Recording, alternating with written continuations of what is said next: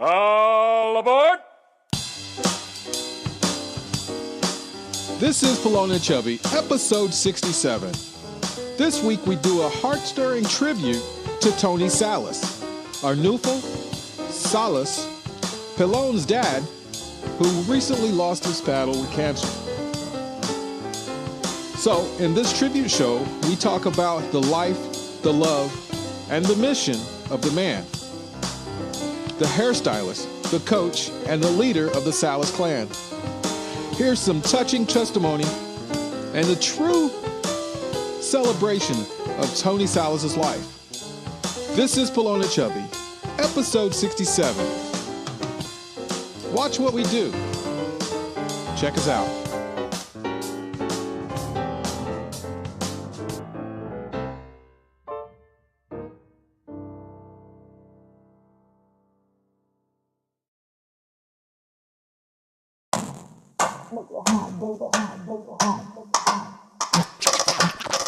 Activate. It's the Pelon and Chubby Show with your hosts Rich Salas and Guy Murray, talking about comedy and everything that crosses their mind. It's the Pelon and Chubby Show. And we're live. Hello and good evening and welcome to another episode of the Pelon and Chubby Show. I'm Rick Salas. And I'm Guy Murray. And tonight we are here, just the two of us again, doing our thing on Facebook Live right there. You're looking at us. That is a live recording. It is our behind-the-scenes shot of the recording of our podcast on Podbean. You can go on Podbean and check out every episode through number 66. And check them out. Go on there. It is absolutely free. You can donate a couple bucks if you choose to, but it is 100% free, and it has a year plus of episodes. Some of them are absolutely incredible. The rest are just good. So it is an excellent show, Guy. Guy does all the producing, all the editing, all that good stuff. So we owe that to him for it sounding more professional than the Facebook Live. But the Facebook Live is a chance for us to sit around and have a drink with you, and you see what it is that we do. So I like it. Just a note, I am doing the clean show, like I said. We are not going to have any swearing or any of the normal dirty material that we may do on occasions. And we're going to try and keep it as upbeat and as dry as possible. I can't promise anything. Pops died on Saturday morning, 11 o'clock. Some of you know him as Tony Salas, coach. Some of you know him as Arnulfo Salas. He passed away Saturday, 11 o'clock, like I said. And at first, it really didn't hit me like I thought it might, like super hard or anything. But as the numbness wears off and the reality sets in and all the memories start to kick in, you start to lose it a little bit. And so I promise not to make it too depressing, but I want to dedicate this show to my dad and all the great memories that we had growing up. And maybe my brothers and sister will call in or something and say something, or if anybody else wants to call in or type something in that they remember from my dad, something that, he said to him or did or whatever that, mattered in their life. Feel free, or if you didn't like the guy, whatever, you can call in. Call in. You can call in too and give your little. He's gone now. He can't do nothing to you, so you can call in and say whatever you like. It's wide open. You can call on the phone. The number, Guy, give him the number. It's 760-565-5713. 760-565-5713. Pelon and Chubby. Or you can just type it on Facebook Live, or text me at 760-681-6633, and you can just say whatever you want to say on there, and then I can read it, And then I'm going to let my mom, she's never seen my show for reasons, I'm going to let her watch the show, so she'll hear some of the things that people are saying, which would be nice. That'll be great. Yeah, so we're going to get this show going. There's a couple other deaths, since we're on that subject, that we're going to talk about. But first, let's hear from Guy. Chubby, what's gone on in his week and how things are going and what's up? Well, it's been a long time since I've been in the house, been in on the podcast with the holidays and with all the functions that I was partaking. And his moonlighting. Moonlighting, man, it's been an amazing trip getting through the holidays. And now we're in a new year and we're ready to keep rocking. So just this past week, had the opportunity to celebrate the new year, just a nice quiet thing with the family in tow. And we have, our shakeups with family and the family structure, but we're going to figure that out, and it's just going to make the best of it this year. My I don't know what to call him. He's not my son-in-law. He's not yet. He's the betrothed. I don't know. He's my daughter's boyfriend, and he has caused a couple of issues, but he's going to hopefully stand up and be that person, be that guy, and I'm looking forward to that. I have patience, I have empathy, and I am also resourceful. So I mean, it's just tolerance and patience on my half. So hopefully he can be the man that my daughter hopes he is. And that's all I'm going to say about that. Sometimes, you have hopes and stuff. I mean, obviously it's your daughter, right? Yeah. No one ever is going to be as good as you want them to right. be. That's my baby. And so I expect a lot more. But that's the person she loves, and that's the person she's trying to commit to. And it's just, you have to deal with that stuff. You got to be understanding, supportive of her and what she wants, but at the same time, you don't want to see her make mistakes and stuff that we've made. Yep. And so you try and intervene, and then it's inevitable that sometimes you're going to come off as the person that is just looking out for your interest and being selfish, and you don't understand.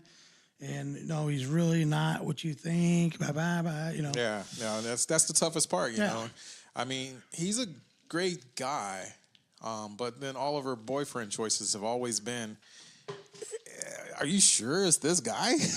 Right. I get kind of tilted on that. And why don't I see all the people that are on there, dude? Well, you joined from your page. You're watching it from your page, so you should be able to see it. But since you're not hosting it on your phone, you can't see all those comments.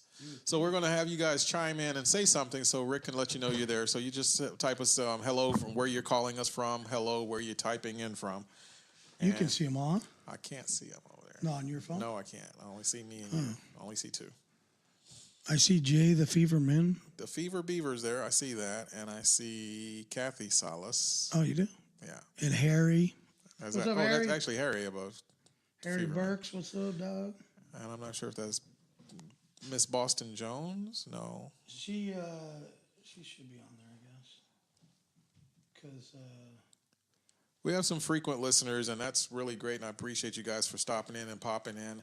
I try to do a watch party with this because people usually jump in. There we go. Lehan. That's my daughter. Okay. Leanne. Okay. No H there. Well, I can't. Hello, welcome. Thank you, Leanne, for that hi and tap in. Hey, babe. Okay. All right. Feverman is stuck at home, but hey, we got you now. Thank you. And anyway, so what else on the week during the week? What's going on? That's it. Just a little bit of stress and grief. Stress and grief, and then had some extra time off from work, and so. Yeah, nice. It's nice. Give me a chance to reflect, and I got itchy. I need to do some work, man. I need to do something. I got weeds and stuff you can pull. No, I can't pull no weeds, man. I can't get around them. Yeah, I got the same knee problems you have. Right.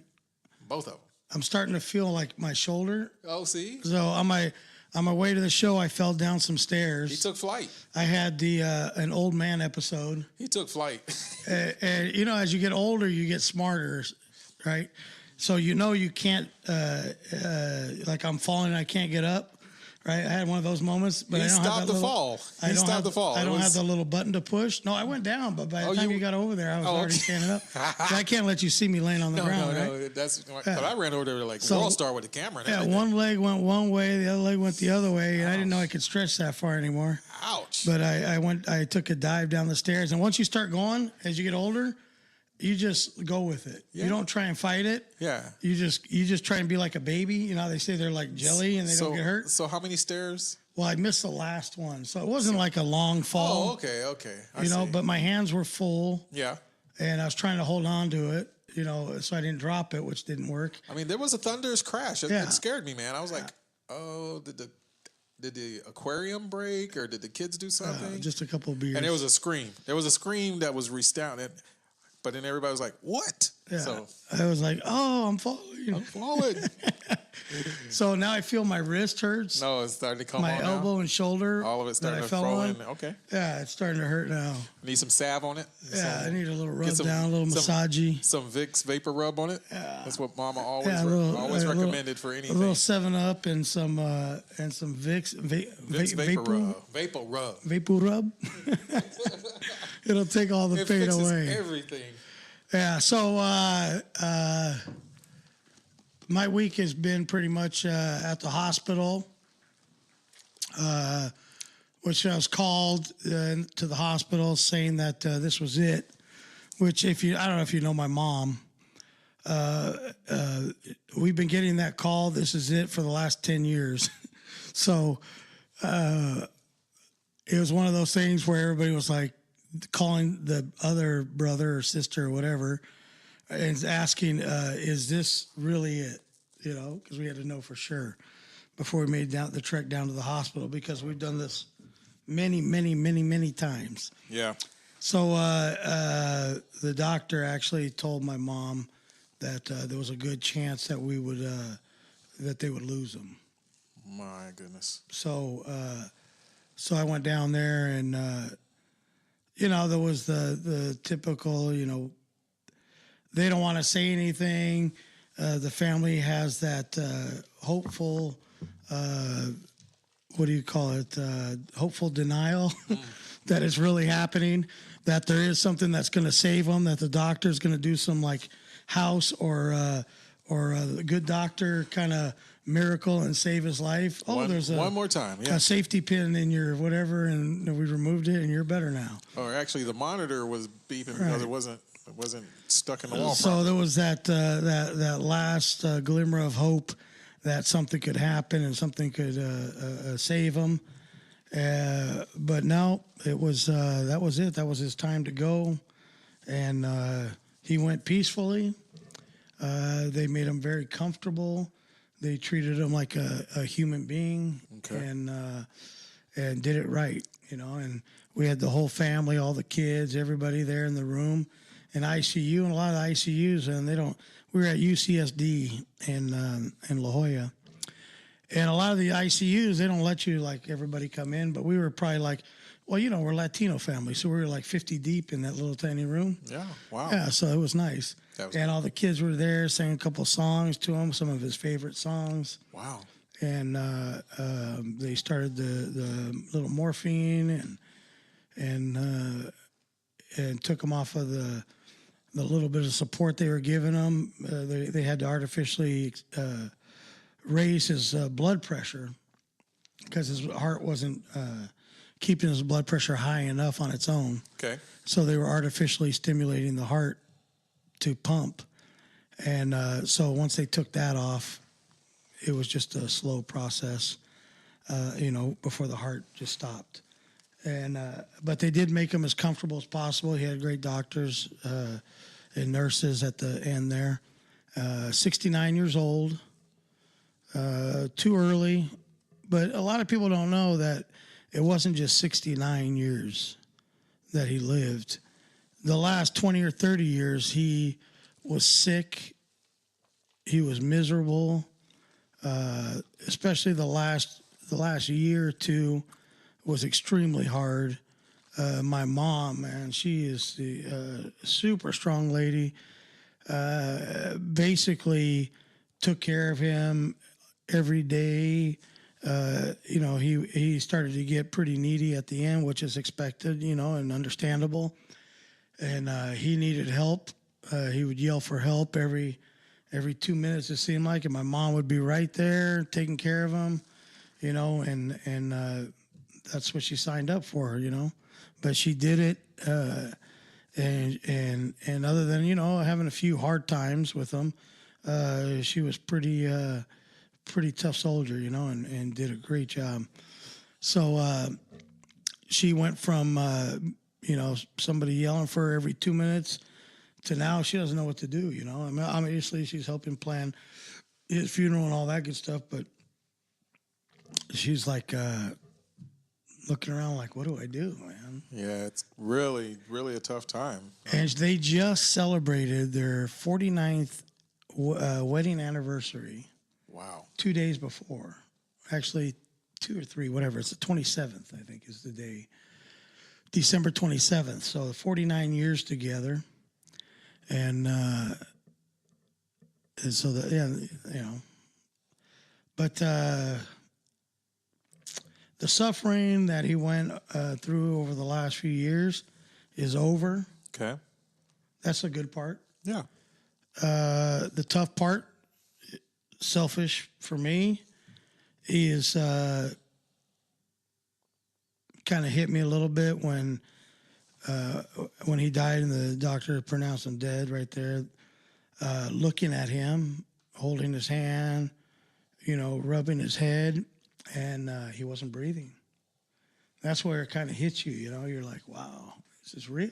You know? Yeah. And the tough part is not being able to see him again. Yeah, there's a certain point, and I don't know. I've been told that I'm empty or whatever. I don't like to see them suffering. No. I've serviced, and actually just that past week or week prior to Christmas, I did a convalescence, a life care center party, and some of the patients and some of the tenants there were slumped over in their chairs and trying to feed themselves and everything, holding on to what little bit of life. And so I was providing the music for that. It's just I can't do that. It's just watching a life waste away. No, and that's not what I want to remember somebody as. I definitely don't want to remember. I mean, it's definitely better that he's moved on. He's gone now for the pain and suffering, part. Because he wasn't living, they were slowly cutting off pieces of his leg, and so he wasn't living a quality life anymore. The conversations that he said, no, if they have to cut anything else off, I'd rather just cut it off. And so and he was a lot of pain. He had cancer starting in the liver. So I mean, there was just a lot of stuff, and it just started piling up, and he was just miserable, laying in bed every day. Couldn't move. So that part, and that's why I say, for selfish reasons, I think about, not being able to spend time with him, not being able to see him, for me. But that's why I say selfish. But for him, it's much better. And I feel for my sister, who's super close, and my brothers, Dan, Mike, and Chris. They've been hit hard. He lived with Dan, so Dan would see him, every day. So that part is tough, But I just want to say hello to Maruja in Costa Rica, one of his aunts, probably his favorite. And he loves seeing her, spending time with her in Costa Rica when she came here. Super, super nice person. A lot of fun. She's, I don't know how old now, I won't say, but more energy than somebody 20 years old. Wow. She'll run circles around them. She is about living life and bringing joy to everybody she comes in contact with. So she was one that he really, really cared for. So she's watching.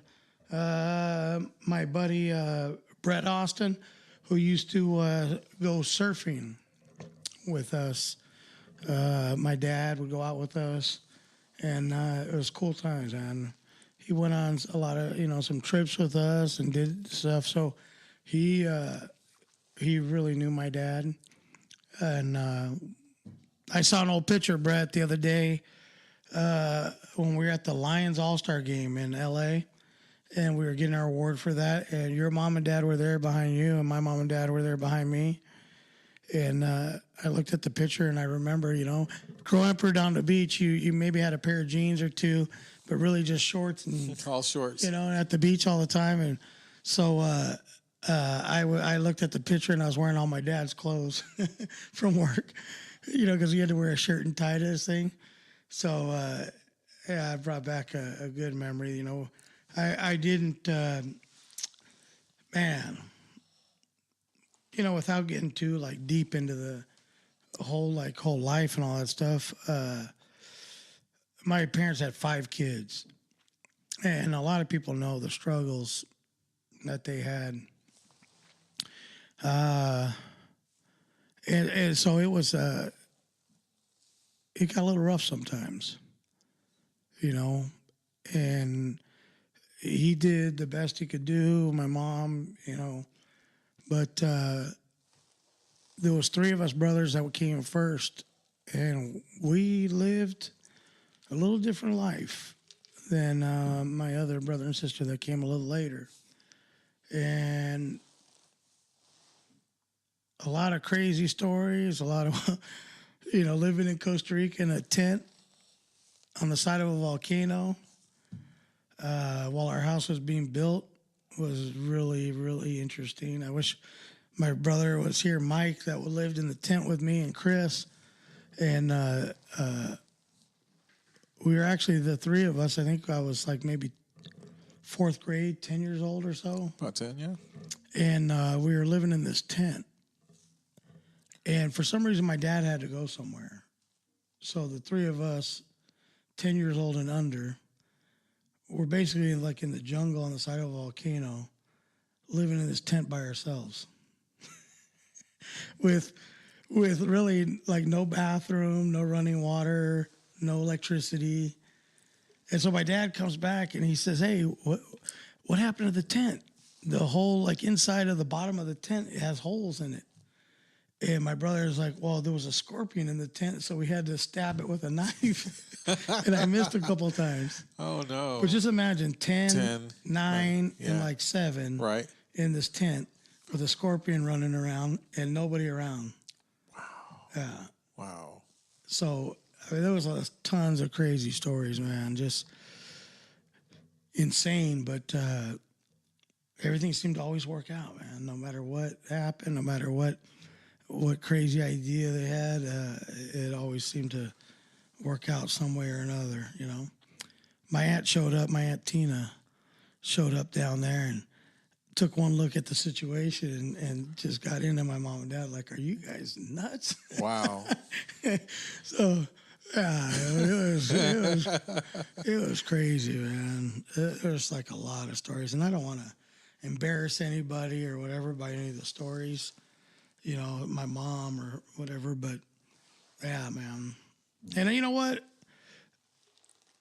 I can only speak for me in that I don't use it as an excuse for anything. I don't say I'm in a situation or whatever, getting into trouble, doing whatever, using drugs, which, by the way, some of you out there still look at me like I'm a drug addict and all that stuff. It's okay that you look at me like that. I don't hold it against you because it was true. I was. I'm not anymore. I'm clean. But, I'm sure a lot of people say that and they're not. And then they just fall back into it again. And maybe you don't want to be around that kind of person. I understand. But I am clean. I still drink. I just don't do any more drugs. So that part's, I'm fine. But I don't use any of that as an excuse. The growing up and all that had nothing to do with me doing any of the stuff that I did. I feel like I've been very successful. I get into my bipolar moments where I hate the world and I want to murder somebody, and I don't want to talk to people. I don't want to go out in public, and I just hibernate in the house. But you know, that's just how I'm wired, I guess. And it's not an excuse for anything. Not an excuse. No, I don't use it for a crutch. I know a lot of people that they feel like their lives were so messed up by somebody else that they can't do anything. There's no hope. I don't blame anybody. No blame. No, I'm fine. I am the captain of my own ship, and if it goes down, it's because I made it go down. Nobody else did. You know. But I feel good. You know, this is one of the things that I really enjoy doing. Yeah. Get on the microphone and talking and doing all that. And I'm, most of the time I'm pretty upbeat. I'm having a hard time now, you know, being upbeat and excited about anything. It's hard for me to get excited about anything right now. But I'm here. I'm glad you guys are here watching. I hope you can deal with me in this. I wouldn't say I'm to the point of like, you know, that the depression of like offing yourself is nowhere like that. But you know, you find yourself, no matter how strong you are, when it's just like, you know, this is the first person, like my grandparents passed away, you know, aunts, uncles, but this is the first person that's like brother, sister, mom, or dad, you know, that inner circle. The inner circle. You know, and so that's tough, man. You know, the other ones, yeah, of course I care about them, but when it's your dad, you know, or your mom, it's like, wow. It's a part of the support system that you don't expect to be gone. You know it's going to happen, but you don't expect it to happen. Like you're never ready for it. You could plan. You're never ready for it. No. You never know what's going to happen. Nope. But, you know, I talk about my dad, and I put a post out there, like when he was younger. I showed a picture when he was younger. He was a big dude, man. He was like my brothers. I was wondering how I had these two little kids that were like monsters, you know? Because you've seen Kira. She's like the Jolly Green Giant. She's tall. And then June, you know, the hockey puck. He's round and plump and big boy, you know? And so I'm like, how do we have these kids? But then I look at my brothers, and then I see pictures of my dad, and he was like wide shoulders, big dude. And I remember going out with him on Sundays, and he'd always play soccer. And on Sundays, they had the men's league, and we'd go out and at this one place that was really cool up in Palos Verdes. It was Fram. It was a club team, and they had a men's team. And so we'd go play up there, and they had their little clubhouse and bar and all that stuff. It was nice. They did it right. And he would always play in them. Some of my uncles, his uncles, Guido, Alexis, Ricky Chacon, all the family would come out and play. Sometimes we'd have my Uncle Fernando, my grandpa, all of them, like almost all. We had almost enough for a full team. Okay. You know, and I was just a little kid running around, causing trouble and getting hurt and being stupid. So we'd go every Sunday, and it was cool, man. But that's what he enjoyed, man. And he was like, he always seemed to me like the best player out there. You know, of course he was my dad, but he just seemed like the best player out there. Yeah. Like he could do no wrong. Yeah. Like he would score goals all the time. He would, you know, distribute the ball. And I was like, man, he is good.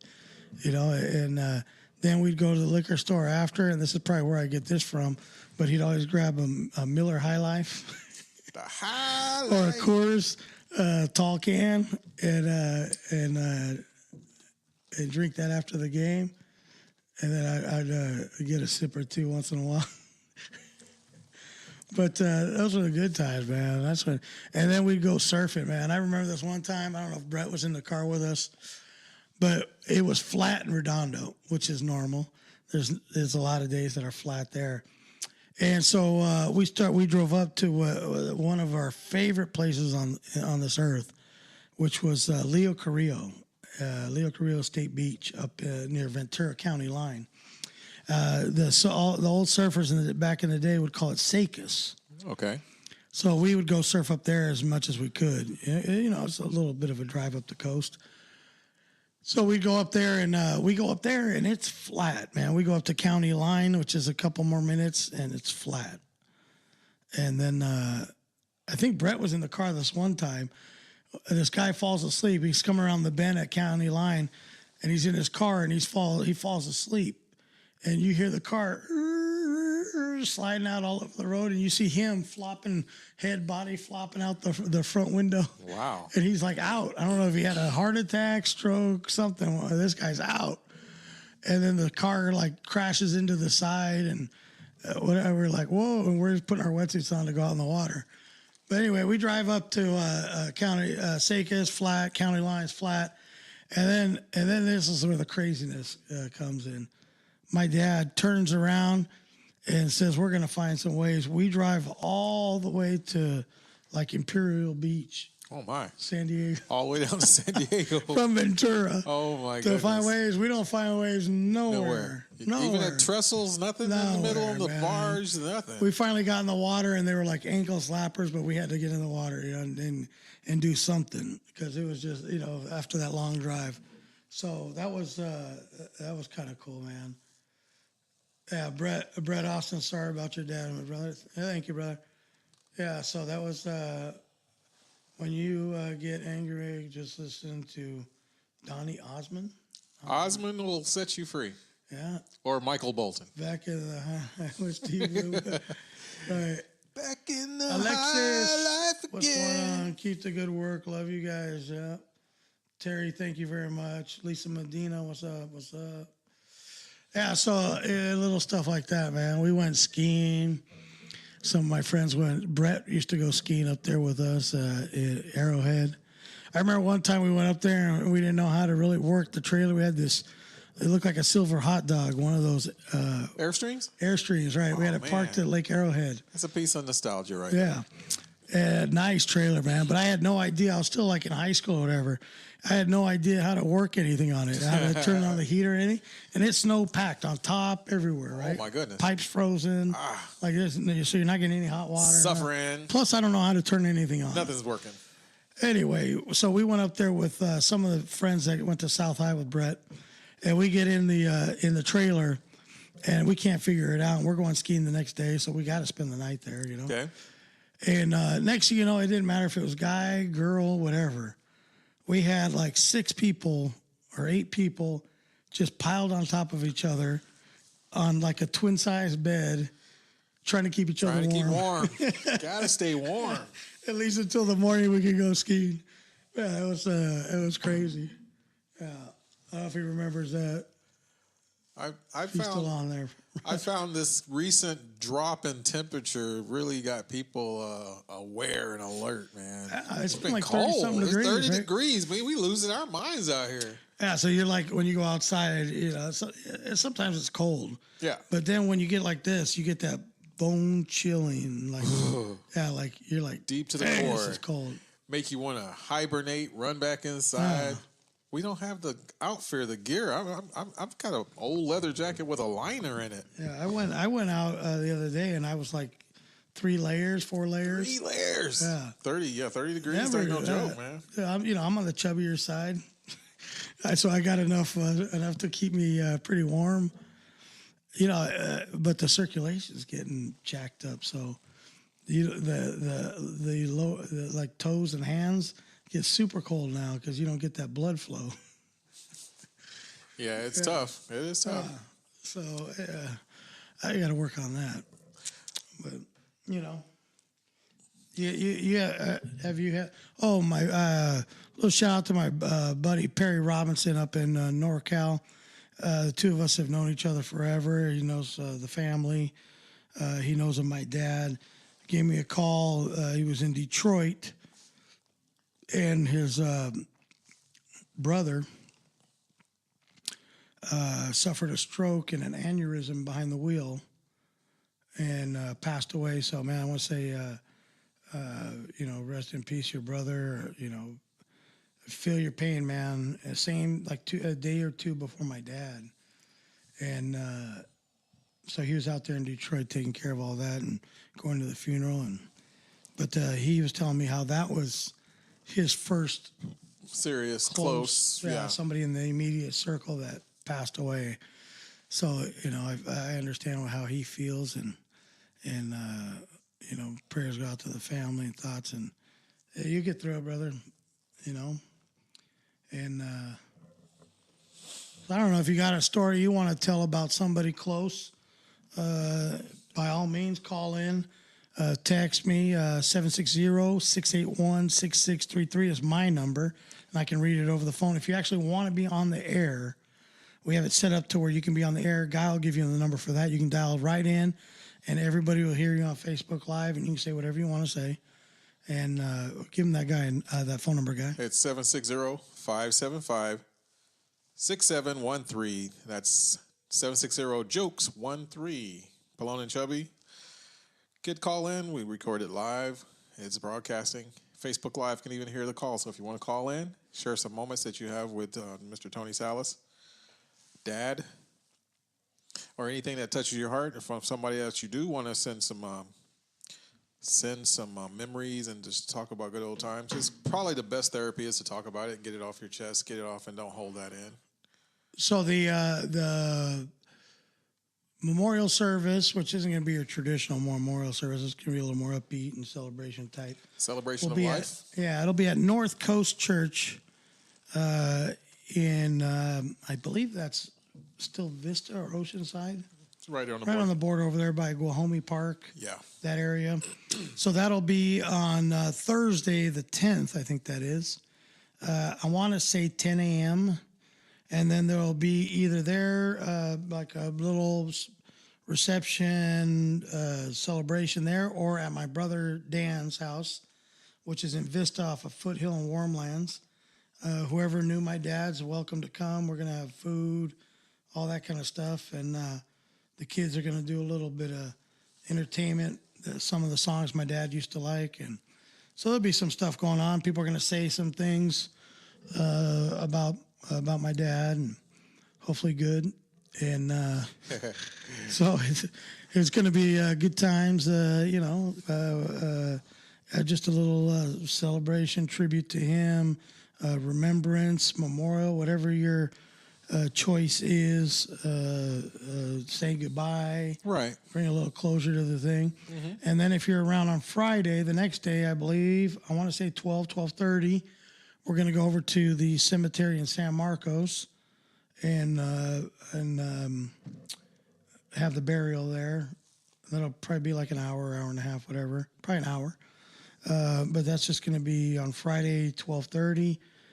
Whoever wants to come out and send them off, you're more than welcome to come out. But that'll be at the San Marcos Cemetery, close to the house. So we're going to do that on Friday. If anything changes, I'll post out there and let people know. But that's a tentative to firm on the scheduling there. So by all means, come out, check it out.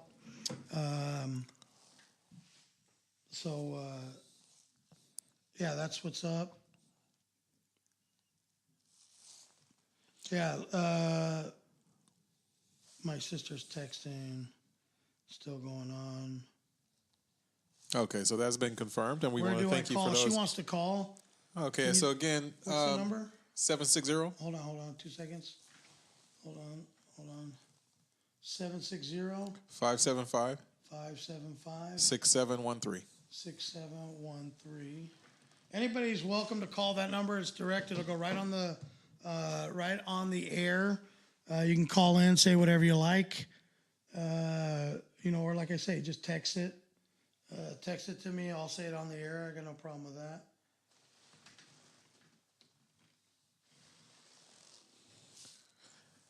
And so, like, again, while we're talking and sharing some special memories, talk, because we don't want you to get into a depressed state or down. I mean, if you've lost a loved one or dealing with some depression, there's certain studies, but you just got to talk and connect with the people, let people know what's going on, because there's always a good ear to listen to. Yeah, so like I said, it doesn't have to be a downer. Somebody can call in with a fun story or something. You can have the kids listen. It's clean tonight.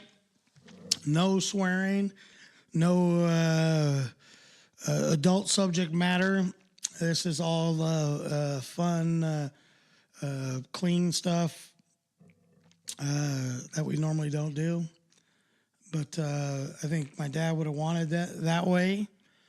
And so I want to respect that for tonight. And, not to mention, guy, it's weird, man. I haven't had like this experience before. So it seems like he's like, we had our rough patch. And I'm not going to get too deep into that, but we had our rough patches. And it was mostly because of me. And being defiant and whatever, want to do what I want to do. So we didn't talk all that much. And there was some times that went that, 3-4 years that I didn't even talk, like because I was angry about stuff or whatever. So, but now that he's passed away, man, it's like almost like he's talking to me all the time. But it's not like a conversation where I'm talking to him back. It's mostly just him talking. He was the boss man. He was the rule maker. So it's just him talking, right?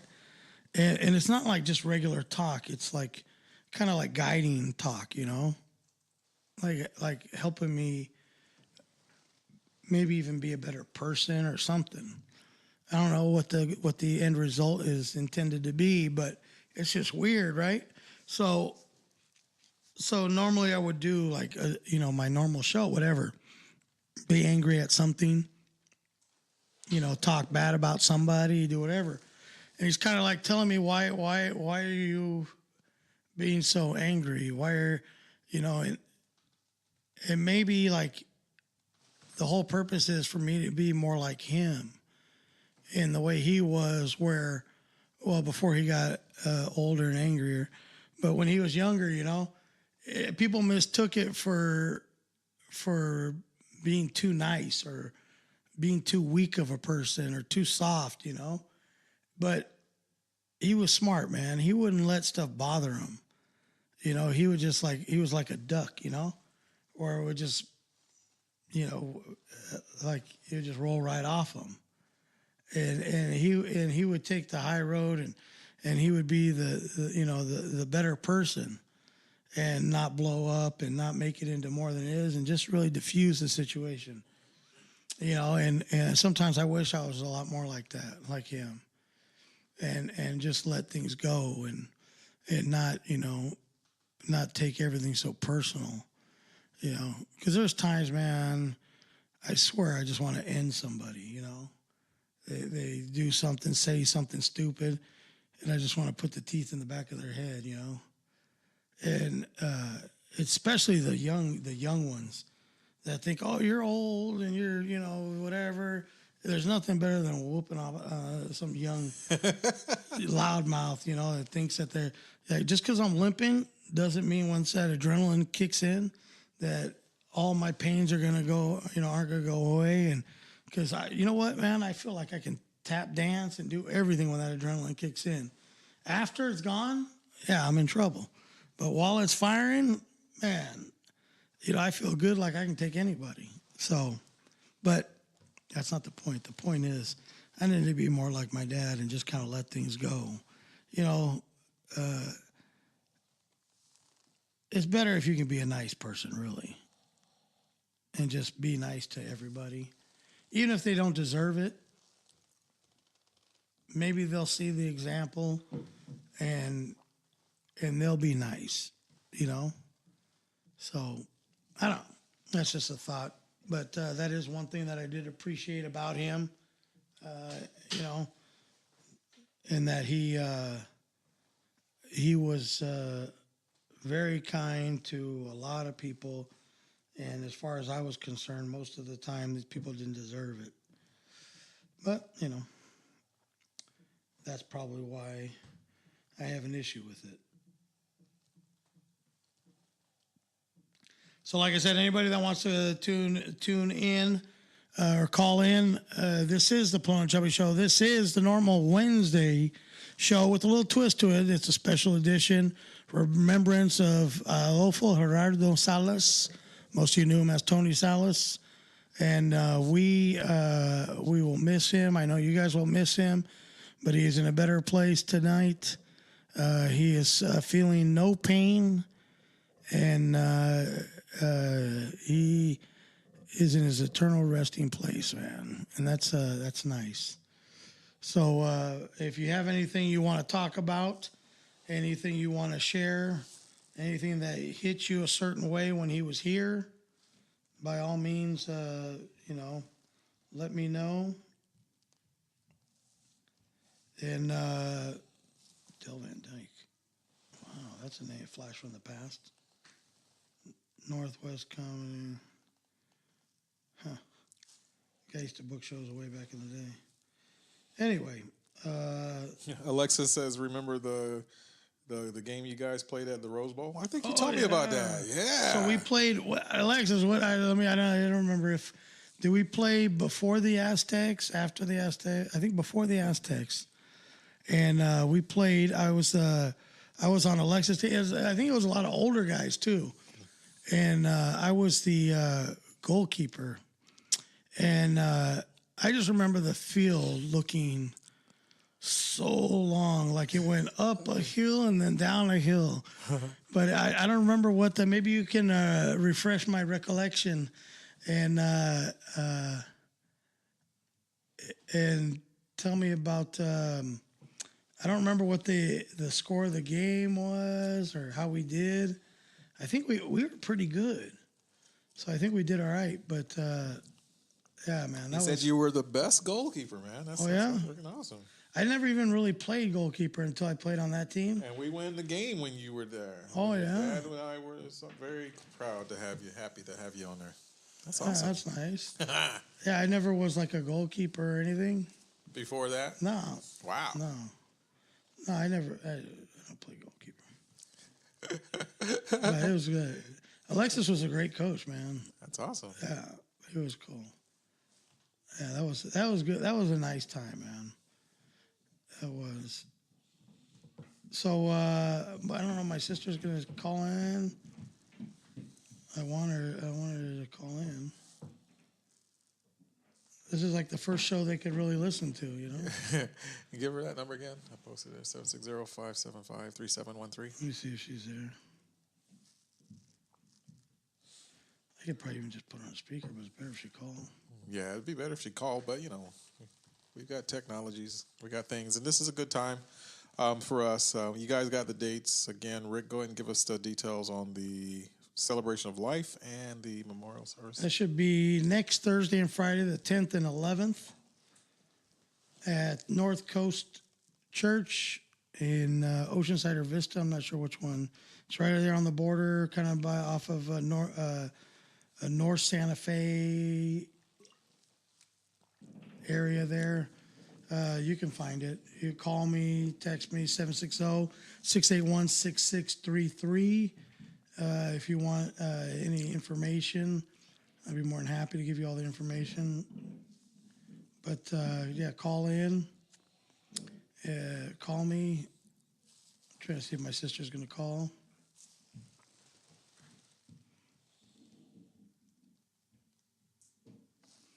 So, what else is going on? What else? That's about it, man. We're going to try and get this show, like we keep on saying, bigger and better. Have we got any sponsors out there that want to jump on the wagon here? Help us out, give us a hand. We would love to make this show bigger and better.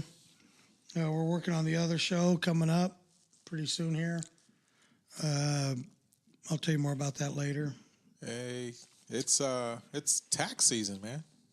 People getting ready to do their taxes. Jeff Papa Gringo, what's up? Yeah, taxes in the house. Taxes is tax season. That's what we'll do. That's a lot of fun.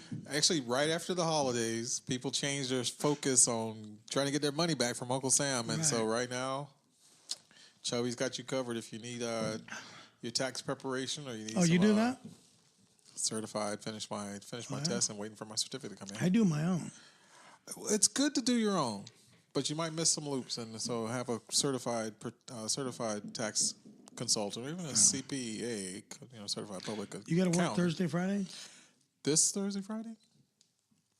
Not Friday. At least Thursday. What, this week? No, the 10th, 11th. I'll make time for you, dude. No, but I was saying, I was going to pay you, but if you want to do the pictures, video. Oh, the memorial? No, Slides? like take video. Oh. Because I can have a lot of family or, Okay. something my mom can keep. Oh, we got to discuss what time again, Thursday? Friday, I know. 10. Friday, no. No, It's not at so the much. cemetery now. Right. But, I've done memorial service and internment services. Right. But yeah, Thursday. Thursday's going to be at 10 a.m.? The church and at the house. Yeah, 10 to whenever. But, I mean, you don't have to be there all day if you don't want to. Let me see what I can do. Or if you skip the church, well, the church is going to be kind of nice. But that's I think they videotape at the church, actually. No, they don't.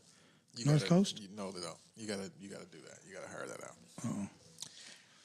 Oh. Let's talk about that. We'll do that. Jeff Papa Gringo, what's happening? What's up, dude? Wait. Jeff Poppy Gringo Klein now? He's always had that on there. Is it really? Yeah, I don't know what dude he's married to, but it's kind of nice how he does that. Hyphenated Poppy Gringo Klein. Yeah. So his wife. That's his husband's. That's his husband's name. That's his husband's name. But if his wife hyphenates her name, she's Hispanic, so she must have a boatload of names. Yeah, but he's not. I know. Why does he think he's got to do it? I mean, is it cool? It's cool. It's a cool thing to do. I think I might hyphenate for my wife's name, so I'll be Garcia Murray. Maybe he's being nice and taking the stepdad's name too. That'll work. That'll work. The stepdad always feels left out. Whatever. That's nice of you, Jeff. Good job, Jeff. Jeff, remember this is a comedy show. I know we've been gloom doom. My dad's funeral. Have to pep it up just a little bit. You tune in. It's subject to you getting made fun of. And you get roasted right just by walking in. It's understandable. So sorry. Still got you on tap for a salsa competition or any enchiladas or something. I forgot what it was that you thought your wife was better, not so much. But hey, we'll open it up and we'll talk about upcoming shows when we get things back on rotation.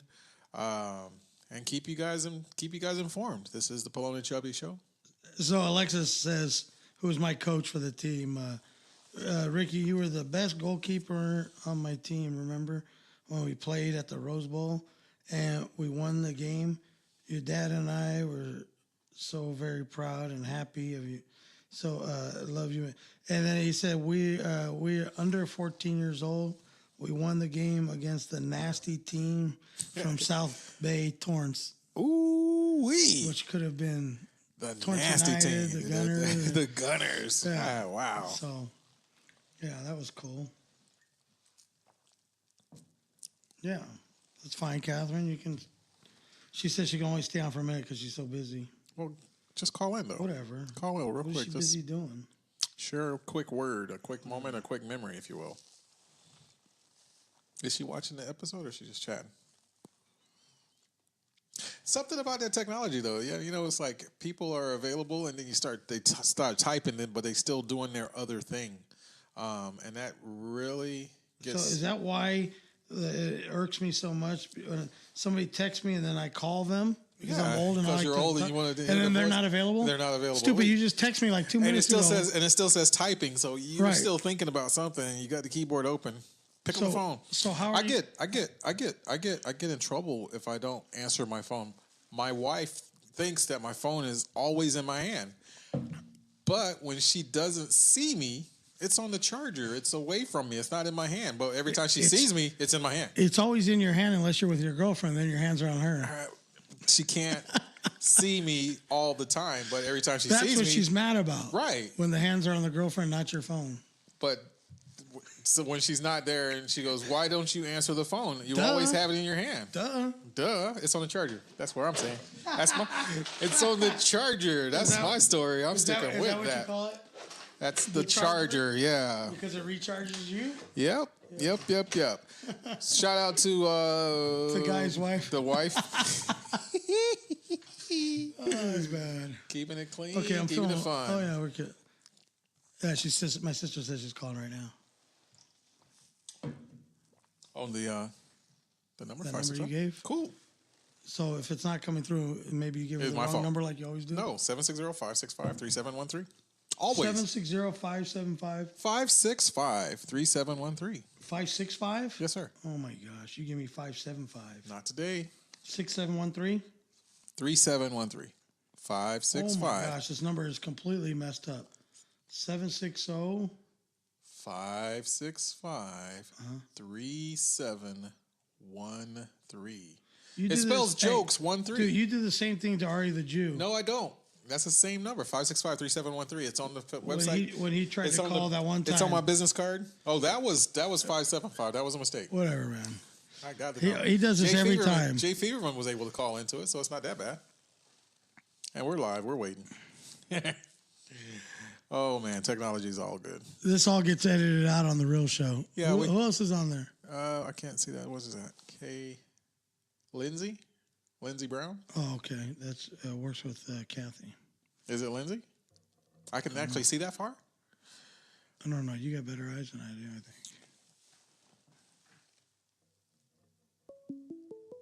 There it is. Am I supposed to answer? Nope. Got it. Hey. Hello? Hello. Hey, Guy Chubby has a habit of giving out the wrong number. No, I don't. Sorry about that. It's okay. He's special. I thought I was getting screened out of the show. No. The producer, he sometimes has some issues. He has his special moments. So this on the phone calling in right now to give her a proper introduction. It's no other than my little sister, the baby of the family, Katharine Salas. I gotta put this in there. She recently got hitched, so it's was it Levinson? Yeah. All right. Levinson. So Levinson. She can be. She can go to Hollywood and be a producer or some kind of thing in the movies. Hashtag and have me her too. name up there. Before with Salas, probably not acceptable. Now with the Levinson on there, she's good as gold. She can be on there, no problem. So we're trying to keep it a little light, Katharine. We're trying to, but it's all open. Anybody's open to call in, say whatever they want to say. I said hopefully it's good, which is Dad, so most likely it's going to be good. But I want to give at least everybody from the family the opportunity, because this is kind of a last minute. I said if I was going to do the show tonight, that I was going to, one, keep it clean like he would want it. Great. Respectful. So far, so and, good. A tribute to him and his life here on Earth. And so I shared a couple of stories, surf stories, soccer stories, stuff that we did, in the younger years, and then how he went through a lot. And you were there. I told everybody how you were. Oh, sorry. Okay. I don't want to have feedback. I was listening. She had feedback. She was listening to the show as well. Oh yeah, you got to turn it down. So I told everybody how you were there, for the hospital and all the suffering and all that, So jump in there and say whatever you want to say. There's millions of people listening worldwide, just waiting to hear what you have to say about our dad. Well, I don't want to totally break down and cry because it's pretty hard. But I would say that what I found so interesting, after I decided to post some feelings about everything and share with people, that he passed away on Saturday, when I posted that on Facebook, I just couldn't believe, because sometimes you get caught up like where you're at currently in life and you forget about, the memories and all the good things, and you were kind of caught up. But I couldn't believe how many people felt as though he was very impactful and always listened and felt like he was their best friend, or that he was there at a instrumental time in their life, and that he helped connect with them in a deeper way, maybe more than they had felt that with other people. So I thought that was interesting because, of course, I always felt like he and I had a real special connection, but it was neat to see how many other people through all the different stages of his life, as a teacher, as a coach, as a friend, whatever, as a parent, a relative, an uncle, a cousin. He made everybody feel like really, really special and important. So that was neat. Yeah. And either they're all good liars, or they all have fond memories of him, which is, it's cool to hear. You know, we're talking about my dad who passed away on Saturday, but this is my sister Catherine on the phone, and so we're just kind of remembering it. That is one thing, Kat, that it's crazy, and all the stories and all the people, and you know, there's even like people sending messages that like he coached in high school, that friends of ours that he knew, and everybody has that same story. And I was telling Mom the other day that it's amazing how many people he knew. I mean, it is insane, the number of people. It's like crazy. Right. And so I was kind of... you know, it is crazy because it started to feel like at the end, like this past year with all the hospital stays and all the surgeries and, you know, ERs and all that. I mean, we went through a lot of doctor appointments even before that. He was like that was his professional job, doctors. We would laugh about that. They said, this is more than a full-time job going to this La Jolla 4 times a week, whatever. But he felt, I would say in the past year, a little bit alone sometimes, you know? Yeah. And that I think sometimes when like you get really sick and things start to get really hard, you know, you feel like life keeps passing you by. You know, people keep doing what they need to do. People have things happen. And I said, you know what? It's okay. You're not alone. You know, people really love you. I told him, I said, sometimes people don't know what to do, you know? And he wasn't the kind of guy that just like sat around. And that may have been because we couldn't afford cable and all that stuff. So we didn't sit around and watch TVs. We didn't play video games. You know, we did a lot of outdoor stuff. We went and played soccer. Everybody was in leagues. You know, it wasn't a lot of indoor stuff. Plus, when you got 7 people, you know, you don't want to be indoors. It's too crowded. You got to get outside. Who are these people? You got to get outside and get out there and do stuff, right? So I think in the later years when we really started getting sick, because he was sick for a long time, but in the later years when he wasn't as mobile, and you know, sometimes you'd see it in him where he would want to do something, go somewhere, but it was so much work to do it, he would just like give up on the project and be like, nah, forget it, you know, and, or you know, not do it even though he really wanted to. So that's why he still managed to put in a major amount of effort, even not feeling well. Like he'd still be like, we get him in the car, in the wheelchair, and get him into the theater. You know. Yeah. And I just think he'd have his urinal with him. Yeah, like 6 urinals. But I mean, I go, wow, this is really something. But hey, you know, but we had a good time. Had a good time. He tried to get out there, but I noticed in the last, especially say 6 months, it really started to the depression and all that started to really kick in. The reality of hey, I'm dying, you know, really started to set in and become real. And that was tough to see, you know? Yeah, that was hard to see. And I would say he would have 2 kind of constant themes going where we'd talk about stories of like, hey, you know, we're going to get this. And he even said like after he got his right leg, you know, he had his right leg amputated recently above the knee because of the infections in his bone and things. And he did that with the hopes of that he would still be able to get this heart surgery he needed to fix his heart. And that's the only way they do it. But basically, he even said to me and my mom, he said, you know, I'm going to get a prosthetic and I'm going to drive again.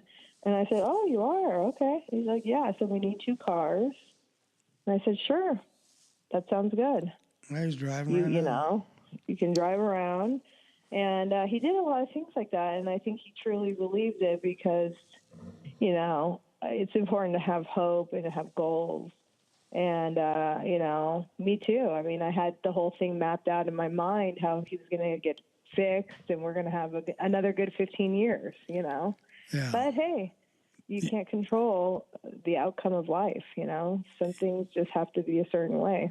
You always kind of have that hope deep down in there that something's going to happen. Somebody's going to do something special. We were talking about that earlier. Like, what do you call it? Remember that show with the doctor, the good doctor? He liked that one. The Good Doctor. Right, but then the other one. Oh yeah, he loves House. The Good Doctor. Yeah, House.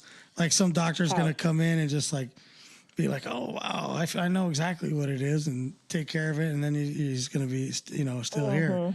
So you always have that hope, you know, and then you forget, like, you know, he would plan stuff and forget that, hey, you know, this is, it actually is probably not going to happen.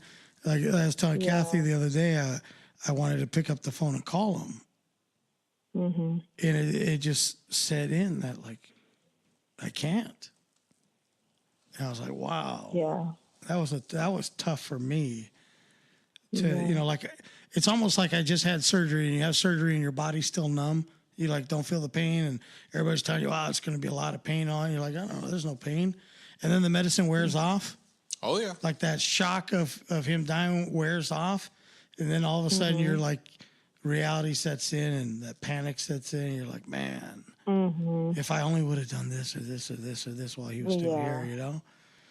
But I think we did as much as we could in the situation, you know. Well, that's all my brain does. I start doing calculations like, well, what if I would have said this to that doctor 10 years ago and then this would have happened and this. It's like a choose your own adventure. But, you know. You can't blame yourself. I guess it's normal. Yeah, no, you know. I think I know that, but then at the same time, you second guess yourself, right, in a lot of ways. But, you know, I'm thankful for a lot of things, that I had a really, really wonderful dad, that I had the time that I was able to spend with him at the end, that we were able to do that as a family. And a lot of people don't, and a lot of people don't get to say goodbye in a nice, respectful way, in a meaningful way.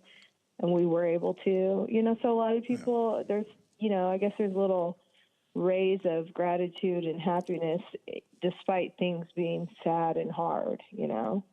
She's talking about what I was telling you in the ICU, how the hospital down there at UCSD was nice enough to let our family, predominantly Latino family, 50 deep, go like 50 deep in there, you know.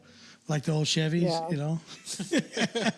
so we were riding deep in there, smuggling in the little ones, and they were cool. Yeah, with it, they didn't care. Usually they have the 2-person rule, and they would bring couches in, blankets.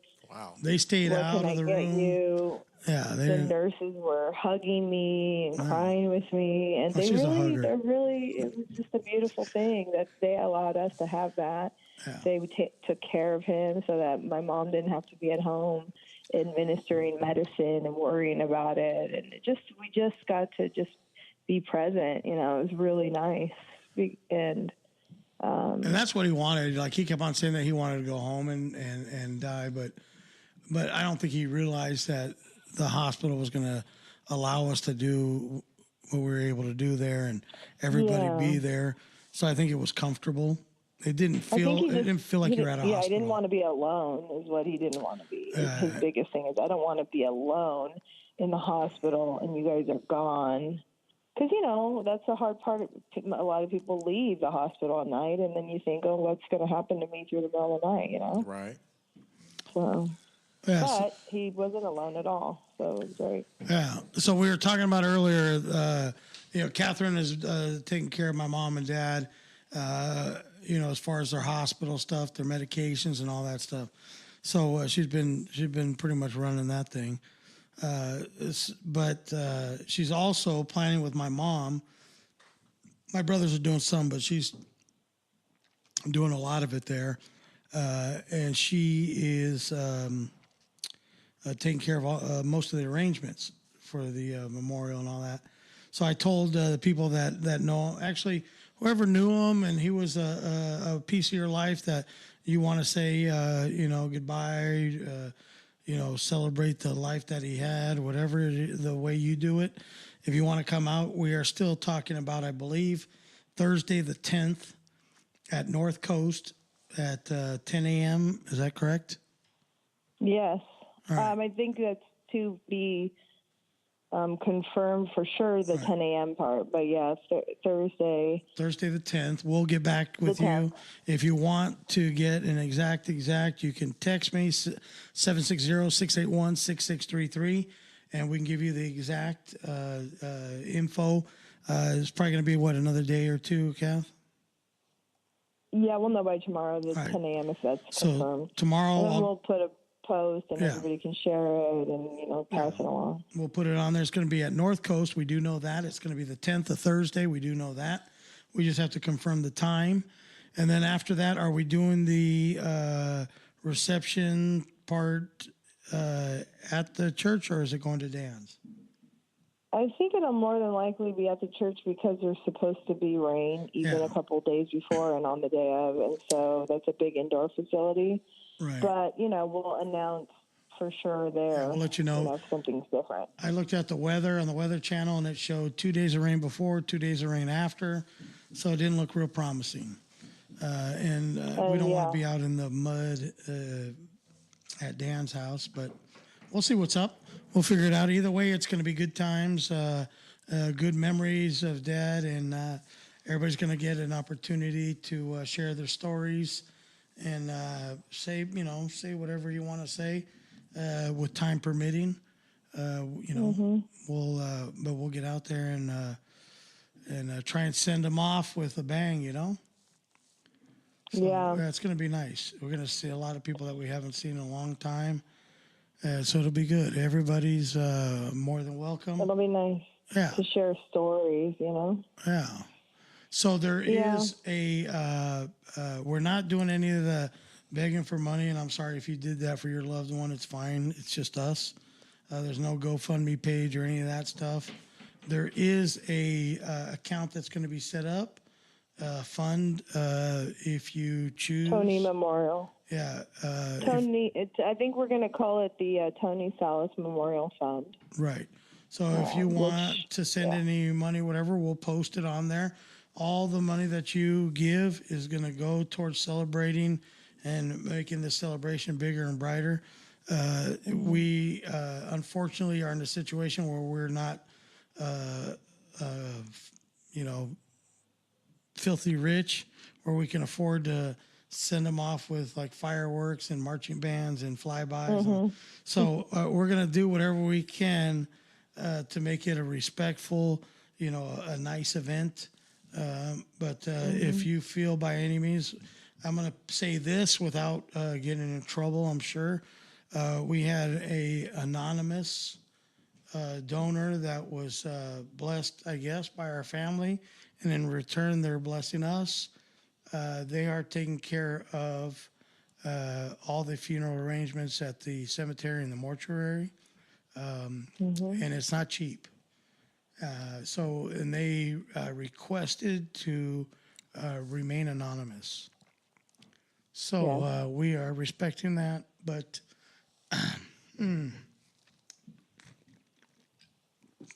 we want to say really how thankful we are. Yeah, how thankful we are for that. It's a big deal. Yeah, you know why it's actually a really, really huge deal is because my dad never wanted to be a burden to our family, and he knew how hard my mom had to work for so many years because of his illness, and he knew how hard things are, and both of my parents are very, they never want to impose or be a burden.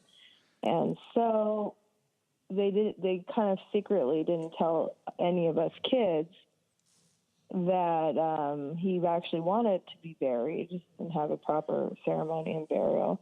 They just kind of said like, well, whatever works. Well, a lot of people always say that so that they're not a burden on anybody. Like, okay, I'm okay with you just doing a cremation because it's more, it's more cost effective, it's cheap or whatever. So that's not necessarily what they want, but they don't want you to feel like if you can't do it, then you're letting them down. But we all know that mom and dad would love to be buried in a cemetery and the whole thing.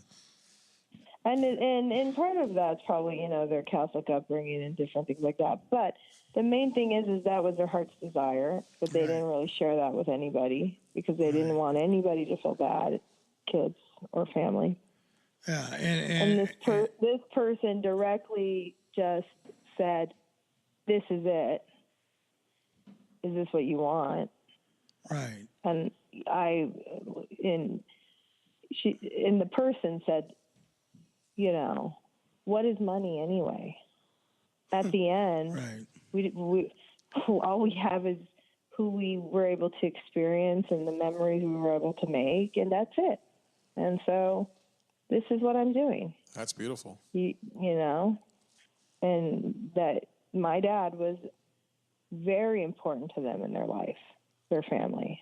That's a really important thing to know. And, you know, a lot of these times when people pass and your life really shifts in a large way because of the person really important to you is gone, it's important to really take those things that you're hearing and feeling and learning and make a shift in your life, you know, and make that shift and say, hey, I'm going to maybe learn something from her. And I remember telling myself that because, you know, I'm in the car business and I work a lot and I don't make any money unless I work. And I remember always thinking, you know, I need to be there for my dad and my mom, but also, you know, I got to work too, which people have to work, you know, and then I'd be thinking like, oh, if I work, I could do this, I could hit this bonus, I could do this. And I remember telling myself, you know what? Wouldn't you feel terrible if you were at work and you found out that he died and you weren't there for this reason? Right. And I said, I can't live with that. And I love him more than any of those things. And so I'm gonna make that choice. I'm gonna make my love for him the choice. Well, being there for them. Yeah. And you know what? For the last 2 years, since I've been home taking care of the kids, that's been my excuse. Yeah. I don't want to be at work and miss it. So well, I can understand that. No, I'm kidding. You know, I know you're kidding, but no, but really, I bet you if you, after being at home with them and having all those nice memories, if you were to then go the other extreme and to never be home and see them, you'd really have a hard time, I bet. So this dealership's been like emailing me back and forth. I submitted an application, and so they said there was a little break in your employment there, a couple of years, you know. I said, well, actually, no, I had some jobs. They just aren't notable jobs. Right. But now that I've been home with the kids, spending time with the kids, I am more than ready to go back to work. I got my motivation. I am rested. I want to be back in the dealership today if you can use me today. Well, raising kids, everybody says oh, my gosh. Job, you know, it's funny, though. Here's the difference, though. Like, when women are staying at home with the kids, they're like, this is a tireless job. You have no idea how much work goes into taking care of these kids. And you know, like we get no credit for raising these children. But when it's a guy staying home with the kids, you're a loser. You could go out and get a job. Okay, so then I can have some crazy nanny at the house beating my kids. But at this point, after 2 years, I'm okay with it. I'm okay with hiring some crazy nanny coming over and beating these kids. I'm all right with it. I can't beat them. My arm's tired of beating them, right? So somebody else can come in and do it. I need some reprieve. But no, it's crazy. So how you talk about a double standard for women. Like we're not getting paid the same amount for our work and blah, blah, blah, blah. The Me Too, all that stuff. It's all terrible, right? Me Too. But then when you flip it around and you put it at the guy, right? Well, a priest touched me and I'm not crying. Right? Him too. I'm not like, yo también, right? So, you know, it's whatever. It's fine. But I'm at home with the kids, and I'm the non-participating half of the family loser. I should be out having a job, making money. Maybe that's just me thinking, reading more into it. You should start calculating your actual hourly cost, Right. and then you can say, "Today I earned." You would Today think when There she you go. got home from work, then I'm off, right? No, you're still on. I'm still you, working. You don't sign off. Right. Yeah. So I don't get vacation pay. I don't get none of that. I don't have a 401k. I don't have nothing. You should put a clock in there and start calculating your hours and figure your worth. So I'm just happy that And I put in then enough work. overtime. And overtime. Overtime pay, none of that. Yeah. Yeah. And then the emotional effect that it has on me being called a loser and all that. That's deep. It cuts deep. Covered California has a plan when for June you. calls you a loser? No, well, he calls me worse than that. But we're not going to say that on the radio. I'll tell you about Not that. during the I get the tribute show. Kathy that I'm not contributing and all that. Yes.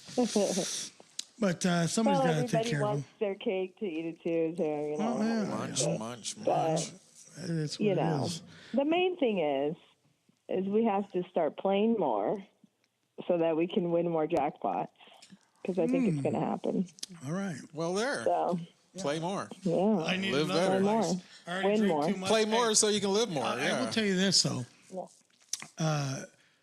I've been drinking as much as I've ever drank in my life, which is good. But I did get rid of one of my vices, which was drugs. So I need to replace it maybe with gambling or something.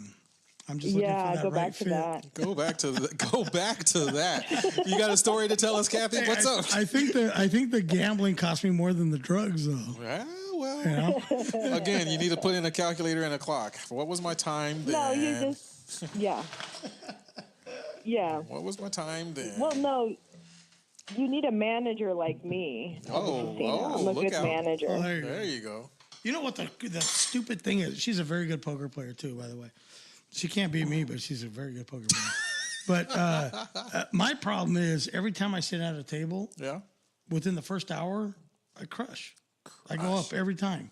I'll be up $2, $3, $4 grand, no problem. No, I remember the slot machine Yeah, story you told me. That's different. That's dumb luck right there. That's dumb luck. But at the poker table, if people will tell you got to be lucky and all that. I said, no. If you're a good poker player, you win all the time. So I'll sit down for the first hour. I'll kill it. But me wanting to maybe get out of the house, play a little poker, have a little fun, whatever, I want to play more. And then it gets personal with somebody. Oh, you yeah, get it's into on. it. Like, I'm going to take all that your idiot's money. chips because he's a donkey, right? Oh, man. And then you get into this one-on-one battle, and it gets stupid, and you forget what your goal was, and you forget the game plan, and you forget how to play poker, and it just becomes a machismo thing, and you just want to smash this dude, right? And then all the money you went up, you lose, and then you donate another couple grand. Yeah. That's funny. Well, let me tell you the secret to that, The Rick. secret. Here we go. The secret is that's why girls might be better at poker than men. I just heard him say 'Cause that I don't- you've never beat him, though. So, Kathy, come on now. But that's okay. That's okay. No, but But we haven't But played that's okay. like that. here's the truth: is that when I play with people who I know or we're our You go same easy goal on is 'em? to earn money, not to beat okay. each other. Okay, So I all right. avoid playing hands with him. Oh, okay. But that's the main reason. If Game we're playing at recognized home, game. then of course I'm gonna. There's no hope for him. I'm gonna try and win.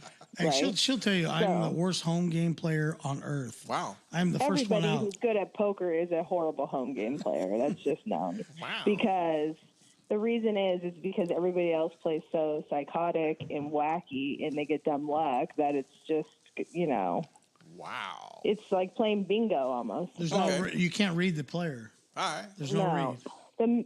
But the main reason why I think like when I'm the only girl playing at the table, in the casino in the tournament or the live game, is I don't care about being the best, and I don't care about the acknowledgement of being the best. All I care about is taking all their money. Okay. So, therefore, I have no ego. And if I start to, the problem I have is I get mad if I get really bad luck, where I'm like, what? Plus, guys make stupid moves against her because nobody wants to be beat by the girl. You know, so they'll make a call or they'll do something stupid where they normally wouldn't. You know, because they don't believe that she has the hand. They don't, whatever. You know, or they just don't want to be beat. They can't lay down their hand like they would normally do or they should do. That's like me trying to get extra spin power on that little wheel on the game of life. I be trying to cheat at life, man. I be trying to right. Let me see if I roll it back 3 seconds and then spin it as hard as I can. Right. You can't cheat life. No. Can't cheat Kathy either. She got you red. We should play. Ego. Yeah, Huh? and there's something, not to stay on poker too long, but there's something about, I think everybody's personality is different, but I think women tend to be very intuitive and have feel, whereas a lot of men just take it for, you know, face value or statistically this is this. So if I go with usually my first feeling, I'm usually right. Hey, I'll give you a read or a tell on women. All right. Here's the one.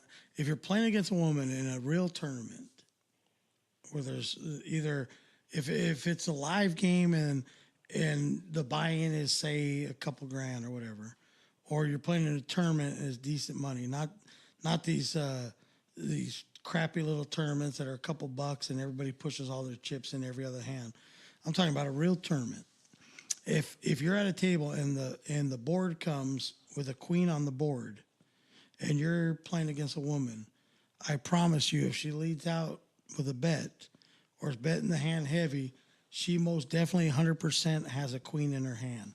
That is their favorite hand of all hands. A woman will always tell you that they have a queen in their hand the way they bet it. And they do have it every single time. So here's the difference between how I play versus what you just thought, right? So I know that you're probably going to think that, and so I'm going to let you take charge of the hand. You guys do it. You guys do it though subconsciously because it's a queen. You don't know you're doing it, but you do it. Right, but what I was going to say is that what I'll usually do is try and play the opposite of what you imagine. Or let's say you've got your read on me and you go, oh, I know what she's up to. She's slow playing.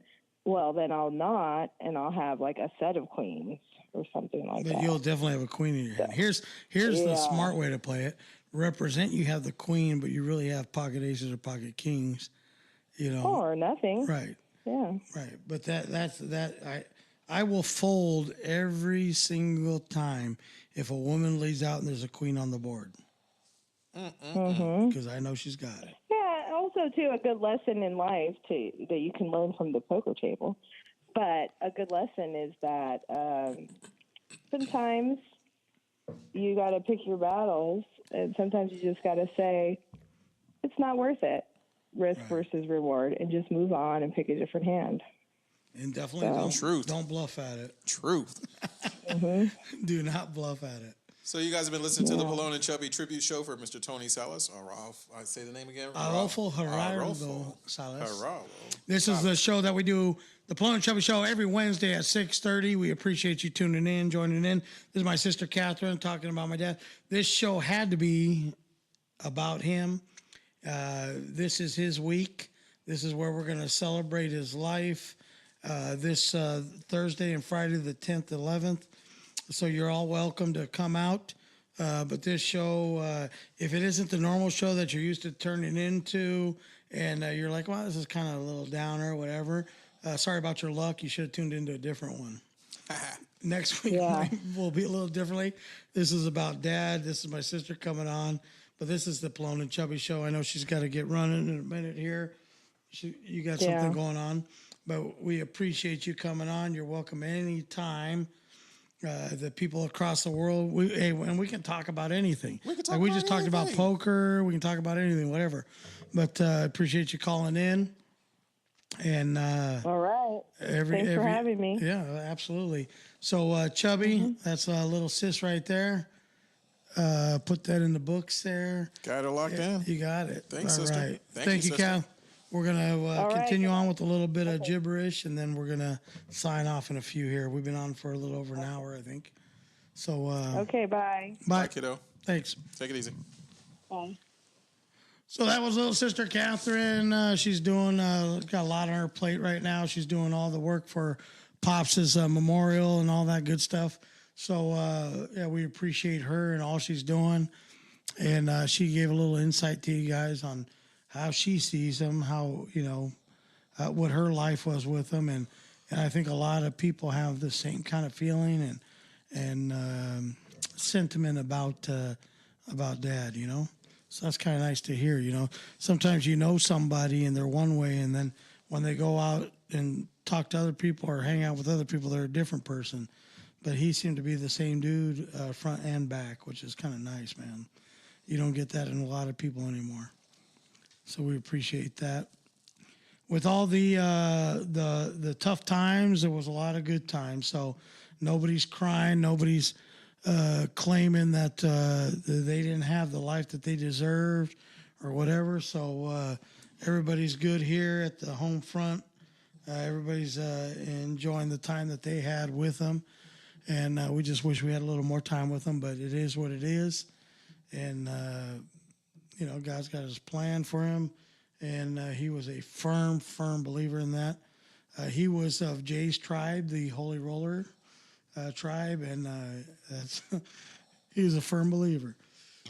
Me, my problem has always been that I can be a little, what do you call it? Where I tend to overanalyze.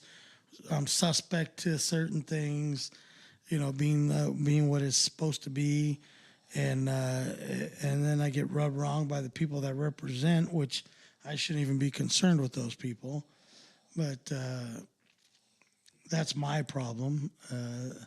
But he believed wholeheartedly in his Lord and Savior Jesus Christ, and he hung on to that till the bitter end. So I got to give it to him for that. That's a lot of faith. So, yeah, that is what it is. So all of y'all out there that were expecting a little different show, I do apologize, but not really, because that is what it is.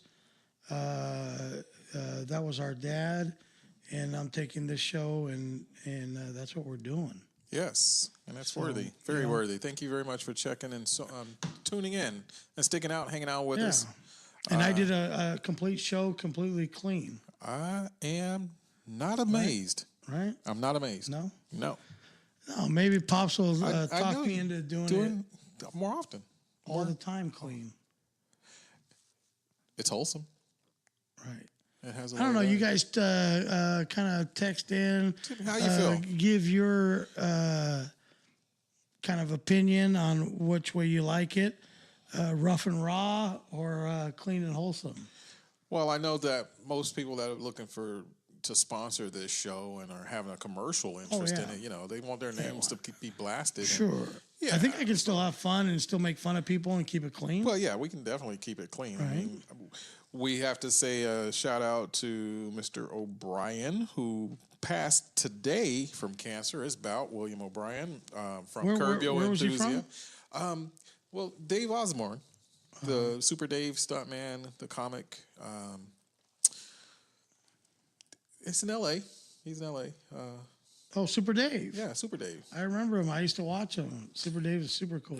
So he lost his battle with cancer today. Sorry to hear that. And rest in peace, Super Dave. And he's part of the entourage for the Curb Your Enthusiasm.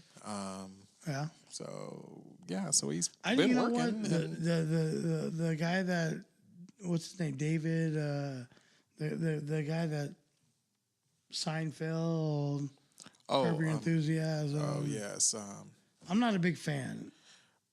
But you have to. They were successful and all that. They were successful doing.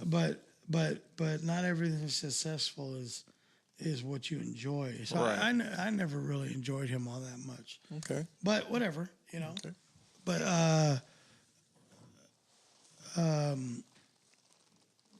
who else? Somebody else passed away. Well, comedian Ricky Harris passed on December 26th. Ricky Harris is Old school.